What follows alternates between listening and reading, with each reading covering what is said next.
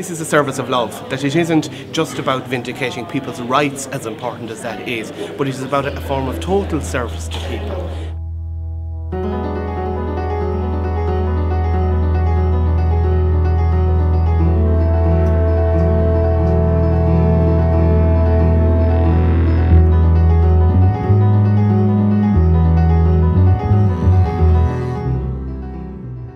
Think of the situation, though, in a more general context. The people in industry very rarely have any grasp of what's involved in the intellectual disability side of things. All the activities that go on there, from educating people, looking after them, providing them with as much independence and so forth as possible. Very little grasp of all that. People are looking to technology to solve a lot of problems, but you can create worse problems if you don't do it right. And so I felt that great good could come from at least introducing some ideas, and yet introducing them to a group of professionals who had such compassion and had values that were compatible with that relational approach. One of the things I found in this conference is that it has really broadened my idea in terms of technology and persons with disability. And what I found, it is the everyday person that has something to contribute, because you can even take materials and rethink it in terms of how can it be used. And in a sense, it encapsulated to me what the conference is all about, which is trying to make sure that where technical aids are available to help people with intellectual disability, that we try to make sure they're put in place and that they're used effectively.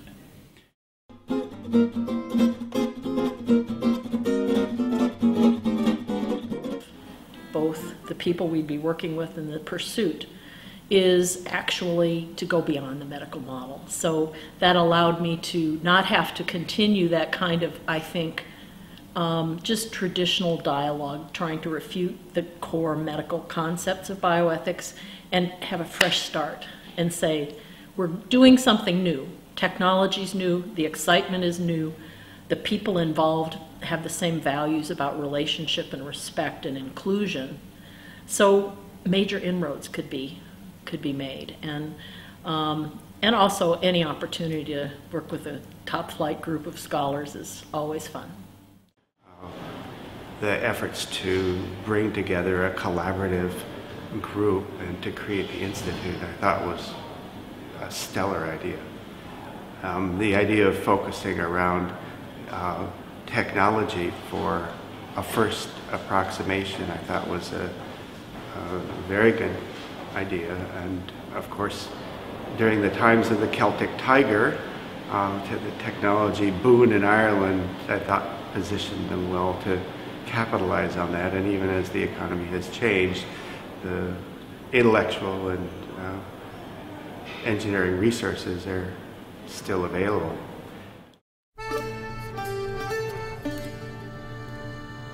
Well, this was a real different kind of approach. You know, when we first started talking, and this goes back to about 2009, where the Daughters of Charity and Michigan State University started talking about doing something together in terms of a conference.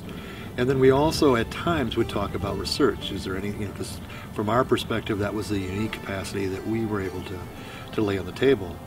The discussions, though, quickly evolved, and we started talking more about an international educational conference, and quickly the topic of most interest that they thought was technology.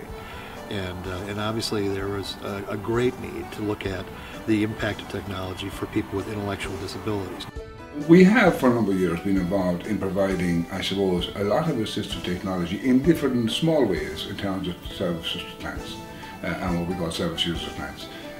Mainly in activation programs, mainly in, I suppose, stimulation programs, but also in terms of person-centered planning, for example, where you involve the service user insofar as they can be involved, using technology in an assistive way to help them to explain to us what they want to do out of their daily lives and their quality of life.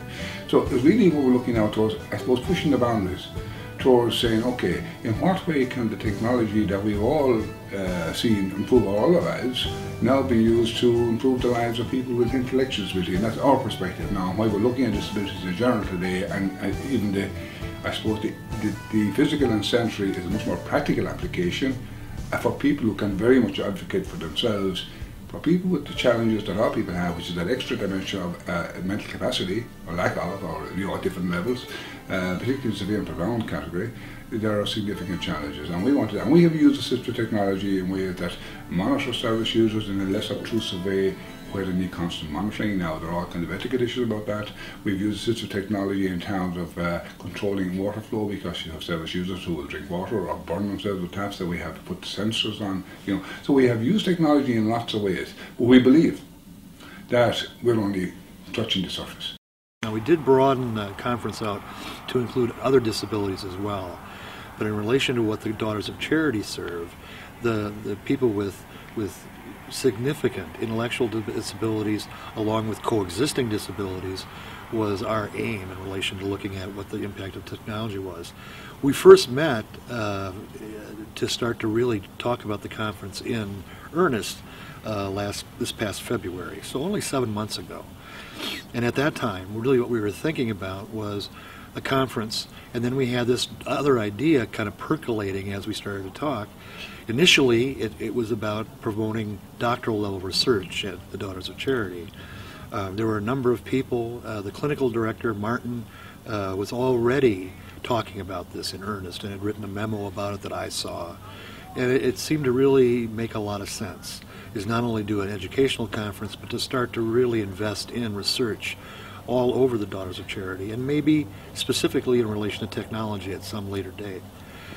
So with some discussions and some meetings this summer, we started to really put this together in a very meaningful way with that October 16th deadline to try to get everything done.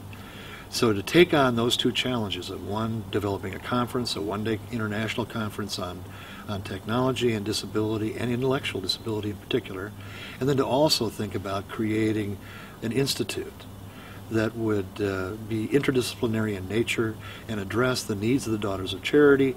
And what we ended up doing was laying out some general framework for how this could work together. And to my surprise, we found great excitement about this and very little hesitation. Although one of the difficulties, I think, in thinking about it is the general economy and the state of affairs in relation to funding in general. In Ireland right now, as it is in the United States. It's hard to innovate when everybody's cutting back. However, and this was where respect really came in, and Dermot Desmond, and the wonderful support that unit gives the Daughters of Charity to raise private funds. And so it became an opportunity to look at it, the research side in particular, a little more seriously. And it quickly moved from just providing some fellowship money to doctoral students to actually creating the Institute. And the Institute idea really gained some steam over the summertime. And that's where we're talking about hiring a full-time staff to run the Institute, but then to have university partners heavily involved in the identification of the mission, the research questions, and in terms of providing the kind of rigorous methodology that would really be state-of-the-art in relation to going after some of these questions regarding the impact of interventions in relation to people and the aspirations that they have in their own dreams and careers. So it took root pretty quickly.